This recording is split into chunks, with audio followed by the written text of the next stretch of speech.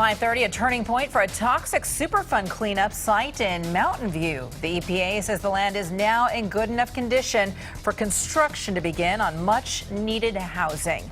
Good evening, I'm Veronica Dela Cruz. And I'm Ken Bassita, KPIX 5's Kiet Do on the innovative strategies that have helped get that site cleaned up. Kit? Yeah, so we are coming to you live here from within the Superfund boundary in the city of Mountain View. This used to be a toxic Superfund site, but it has since been cleaned up, and now more than 24 homes are in the pipeline to get built.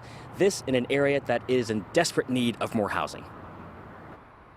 Here at 277 Fairchild Drive is what the EPA calls a win-win. It really is just the beginning. Thank you. The EPA released its final report on the Superfund task force today, a 78-page document detailing the efforts from the past 2 years to expedite the cleanup of Superfund sites all around the country. Susan Bodine with the EPA says the key to attracting private investors is signing agreements with the agency that protects the new owners. They have EPA sign-off so that they'll know that they're not going to become liable beyond what they're already doing. The underground plume of trichloroethylene, or TCE, has been well documented ever since it got dumped into the ground by tech companies decades ago. The new property on Fairchild Drive is located here, and when it's done, we'll have 26 new homes. Mayor Lisa Matichak herself lives just outside the Superfund boundary. Would you buy one of those homes? I would absolutely buy one of those homes. I feel very confident in what the EPA has done.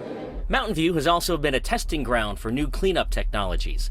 The EPA has been injecting so-called substrate into the ground, things like vegetable oil and molasses, all to jumpstart the growth of a bacteria called Dihalococoides that eats the toxins and renders it harmless in a process called bioremediation. The technology shows a lot of promise, and we're excited about using and evaluating its in areas, particularly high concentration areas, to accelerate the cleanup. Also, right in the middle of the plume is a grove of special trees.